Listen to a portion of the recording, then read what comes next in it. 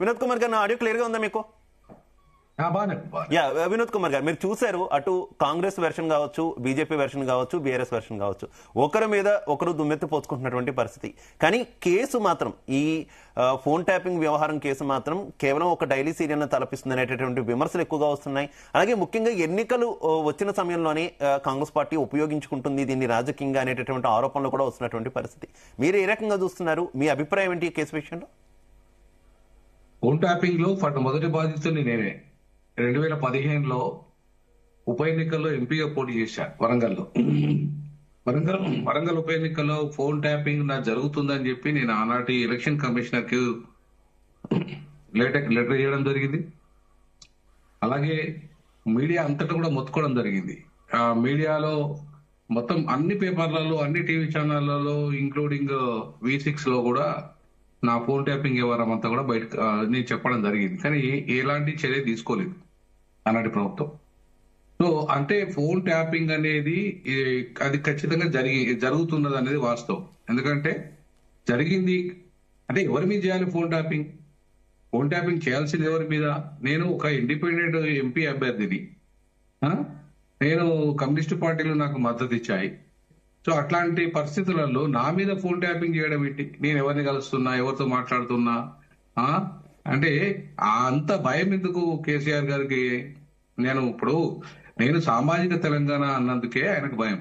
నేను బడుగు బలహీన వర్గాలకి దొరల తెలంగాణ వద్దు, సామాజిక తెలంగాణ ముద్దు అని చెప్పి నేను ఒక సామాజిక తెలంగాణ జేఏసీని పెట్టి ఏర్పాటు చేసేసి, ఆ రోజు ఈ దొరల తెలంగాణ వస్తే మాకేం ఉపయోగము, ఆంధ్ర ధరలు పోయి తెలంగాణ ధరలు వచ్చినంత మాత్రాన ఏం మారదు, ఈ బహుజన బతుకులు ఏం మారాయని చెప్పేసి ఆ రోజు నల్లదీసినందుకు నన్ను టార్గెట్ చేశారు. ఆ రోజు అన్ని మన మేజర్ పార్టీలను వదిలేసి నా మీద ఆ రోజు ఫోన్ ట్యాపింగ్ జరిగింది. ఫోన్ ట్యాపింగ్ జరిగింది అనడానికి ప్రత్యక్ష సాక్ష్యం నేను.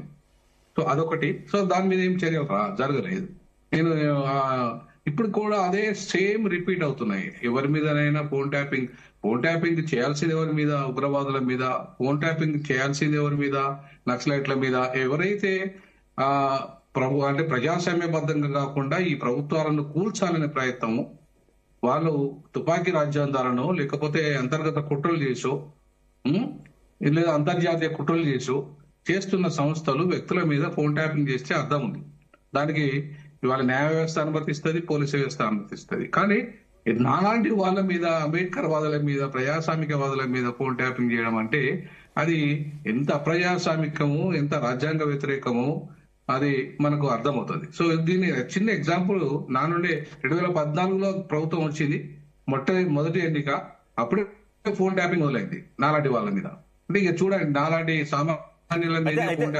వినోద్ కుమార్ గారు, ఓకే, అటు బీఆర్ఎస్ నేతలు కూడా జరిగితే జరుగుండొచ్చు, కానీ ఏ సందర్భాల్లో చేశారో, ఏం చేశారో అనేది అధికారులు చూసుకుంటారు, మాకు ఏం సంబంధం ఉంటుంది అనే విధంగా వారు కూడా కొంత ఎక్స్ప్లెనేషన్ ఇస్తున్నటువంటి పరిస్థితి. ఓకే, పోనీ ఈ జరిగిందా జరగలేదా అన్నది పక్కన పెడితే, ఈ విచారణ ప్రస్తుతం జరుగుతున్నటువంటి సిట్టు విచారణ మీద మీ ఒపీనియన్ ఏంటి? నేనేమంటున్నా, అదే చెప్తున్నా కదా, గతంలో అనేక 9 సిట్లు వేసినప్పుడు కూడా ఏమీ జరగలేదు. ఇప్పుడు సిట్టి విచారణల పేరుతో కాలయాపన తప్ప ఏం లేదు. ఎఫ్ఐఆర్లు నమోదు కాకుండా విచారణ పేరు మీద ఉన్నత కాలం అరెస్టులు ఎట్లా చేస్తారు? ఇప్పుడు ఏదైనా కేసు విషయంలో ఆ ఎఫ్ఐఆర్ నమోదు అనేది చాలా ప్రాథమిక చర్య అది. సో ఎఫ్ఐఆర్ ఒక కేసులో నమోదు కాకుండా సిట్లు ఎన్ని విచారణలు చేస్తుంది? ఎన్నో విచారణ సిట్ల పేర్ల మీద ఎన్నో జరిగినాయి. అట్లాగే అనేక రకాల అవినీతి ఆరోపణల పేరు మీద ఎన్నో దర్యాప్తులు జరిగినాయి. ఒక్కటాక ఏలేశ్వరం మొదలుకుంటే కాళేశ్వరం వరకు కూడా బోల్డ్ అనే దర్యాప్తులు జరిగినాయి. ఏం జరిగింది వాటి మీద? ఎలక్షన్స్ కాంగ్రెస్ హయాంలో పెద్ద ఎత్తున దుమారం జరిగింది. ఆ నుండి మొదలుకుంటే కాళేశ్వరం వరకు కూడా ఎన్ని స్కామ్ల మీద ఎన్ని విచారణలు జరగలేదు. అవి విచారణ జరిగినంత మాత్రాన చర్యలు జరుగుతాయా? ఉండవు కదా. సో చర్యలు ఉండాలంటే ఖచ్చితంగా ఎఫ్ఐఆర్ నమోదు కావాలి. ఎఫ్ఐఆర్ నమోదు అయిన తర్వాత మాత్రమే చర్యలు అనేది కోర్టు అనేది విచారణ చేపడుతుంది. ఇది మామూలుగా రిటైర్డ్ జడ్జిలతో విచారణలు నువ్వు అందజేసినా సరే అది పెద్దగా లెక్కలోకి రాదు. వచ్చినా కూడా అది దాని మీద చర్యలు ఏముండవు. అదొక రవికుమార్ గారు, భారతీయ జనతా పార్టీయే బీఆర్ఎస్ ను కాపాడుతుంది అనేది కాంగ్రెస్ ఆరోపణ. మీరేమో వాళ్ళ మీద ఆరోపణ చేస్తున్నారు. లేదు, అసలు మొత్తం వెనకుండంతా నడిపిస్తుంది, కేంద్రమే కాపాడుతుంది అంటున్నారు చరణ్ కౌశిక్ గారు. ఏం చెప్తారు? ఆయన దగ్గర ఏమైనా డాటా ఉంటే మనం మాట్లాడితే బాగుంటది. కానీ నేను కొన్ని విషయాలు చెప్తాను చరణ్ కౌశిక్ గారికి. ఆయన అంతకుముందు యూపీఏ హయాంలో ఎంతవరకు స్కామ్లు జరిగినాయి, ఎంతమందిని వీళ్ళు కాపాడినో నేను మొత్తం లిస్టు చదువుతా. మేము బీజేపీ అధికారంలోకి వచ్చిన తర్వాత 2014 తర్వాత ఇప్పటి వరకు ఈ దేశంలో జరిగినటువంటి అన్ని స్కాముల్లో సమగ్రమైన విచారణ జరిపి దాదాపు 1,39,000 కోట్ల రూపాయల ఆస్తులను ఈడీ సీజ్ చేసింది. దాంట్లో మళ్ళీ కోర్టులో కేసు వేసిన తర్వాత కోర్టు ద్వారా 79,000 కోట్ల రూపాయల రికవరీని అఫీషియల్ గా ఈడీ అనే ఒక సంస్థ, కేంద్ర ప్రభుత్వ సంస్థ అఫీషియల్ గా రికవర్ చేసింది. ఇంత పెద్ద ఎన్ని స్కామ్లు అండి, ఎన్నో రకాలైనటువంటి స్కాములు, డబ్బులు తీసుకొని విదేశాలకు పారిపోయినటువంటి నేరస్తులు వీళ్ళందరినీ కూడా ఈడీ పట్టుకొని వాళ్ళకున్నటువంటి వాళ్ళకి ఇక్కడ దేశంలో ఉన్నటువంటి ఆస్తులు కావచ్చు, అదేవిధంగా విదేశాల్లో ఉన్నటువంటి ఆస్తులు కావచ్చు, ఆ ఆస్తులన్నిటినీ కూడా సీజ్ చేసి ఆస్తుల అమ్మకం ద్వారా ఈ భారతదేశ ప్రజల యొక్క డబ్బుని కాపాడి తిరిగి తీసుకొచ్చిందండి మోడీ గారి ప్రభుత్వంలో. మీరు ఎన్ని చేసిరు?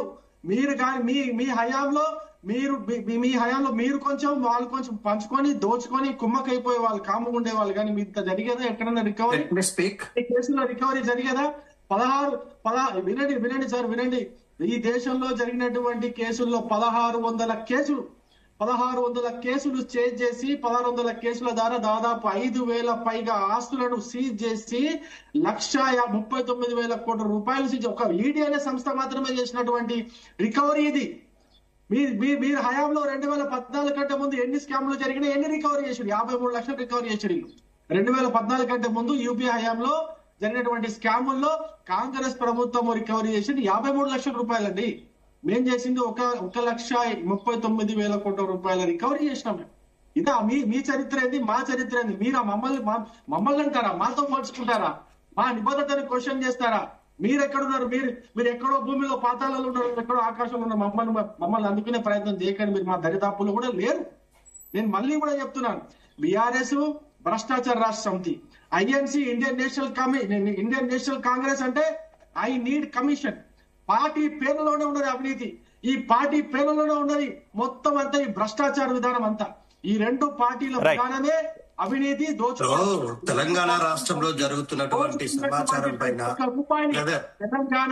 తెలంగాణ ప్రజల యొక్క ప్రతి ఒక్క రూపాయిని రికవరీ చేసిన పార్టీ వదిలిపెట్టదు. ఇప్పుడు కాదు, మళ్ళీ వచ్చే పార్టీ అధికారంలోకి వచ్చి 2014 నుంచి జరిగినటువంటి ప్రతి ఒక్క స్కామ్ లో జరిగినటువంటి దోపిడీని మేము ఓకే రవికుమార్ గారు ఓకే. దత్తాత్రేయ గారు మనకి లేటెస్ట్ అప్డేట్ అందుతుంది, సిట్ విచారణకు సంబంధించి లేటెస్ట్ అప్డేట్ అందుతుంది. రేపు మళ్ళీ విచారణకు మాజీ ముఖ్యమంత్రి బీఆర్ఎస్ అధినేత కేసీఆర్ రావాలని చెప్పి ఈ రోజు నోటీసులు ఇచ్చేందుకు సిట్ సిద్ధమవుతుంది. ఎందుకంటే ఈ రోజు ఆయన విచారణకు హాజరు కాలేనన్నారు, అందుకు అంగీకరించారు. కానీ మళ్ళీ రేపు విచారణకు రావాలని నోటీసులు ఇచ్చేందుకు సిద్ధమవుతుంది అనేటటువంటి వార్తలు వస్తున్నాయి. ఏం చెప్తారు దత్తాత్రేయ గారు? ఇది కాంగ్రెస్ పార్టీ యొక్క పిచ్చి పరాకాష్ఠకు చేరిందనడానికి నిదర్శనం అండి. ఎందుకంటే మున్సిపల్ ఎన్నికలు ముందర పెట్టుకుని ఒక పార్టీ అధినాయకుడికి 9.5 సంవత్సరాలు ముఖ్యమంత్రిగా పనిచేసిన నాయకుడిని రోడ్డు మీదకి తీసుకొచ్చి సిట్టు విచారణ పేరు మీద హింసించడము, బాధ పెట్టడం అనేటువంటిది రాక్షసానందాన్ని పొందాలనేటువంటి ప్రయత్నంలో భాగంగానే జరుగుతా ఉంది. కాంగ్రెస్ పార్టీ నాయకుల దగ్గర ఆధారాలు ఉంటే 24 నెలలుగా ఇగో కాళేశ్వరం అని, అగో ఈ కార్ రేస్ అని, ఇగో ఇగో ఇగో ఇగో ఇగో ఫోన్ ట్యాపింగ్ వ్యవహారం అని. ఏందండి ఇది? కొండని తవ్వి ఎలుకని కాదు కదా, ఎంట్రుకని కూడా పట్టుకోలేరు వీళ్ళు. మేము చెప్తా ఉన్నాం, మా నిజాయితీకి గాని మేము చేసినటువంటి డెవలప్మెంట్ యాక్టివిటీస్ గాని పార్లమెంటు సాక్షిగా ఇవాళ ఆర్థిక సర్వే చాలా స్పష్టంగా చెప్పింది. తెలంగాణ రాష్ట్రము టాప్ 4 స్టేట్ గా ఎస్టాబ్లిష్ అయింది, ఫ్లోరిష్ అయింది అనేటువంటి దానికి కారణం ఏంటంటే గతంలో ముఖ్యమంత్రి కేసీఆర్ గారు తీసుకున్న నిర్ణయాలు ఇవాళ తెలంగాణ రాష్ట్రాన్ని ఈ స్థాయిలో నిలబెట్టినాయి. ఇక అభివృద్ధి విషయాలలో ప్రజలకు ఇచ్చిన హామీలను నెరవేర్చలేక, మున్సిపల్ ఎన్నికల్లో మమ్మల్ని తట్టుకోలేక మా పైన ఈ చిల్లర రాజకీయాలు, బురద రాజకీయాలు ఏందండి నాకు అర్థం కాదు. ప్రభుత్వం పైన ప్రజలు తిరగబడే రోజు ఎక్కువ దూరంలో లేదు. ప్రజలు చూడ కాంగ్రెస్ పార్టీ ఈ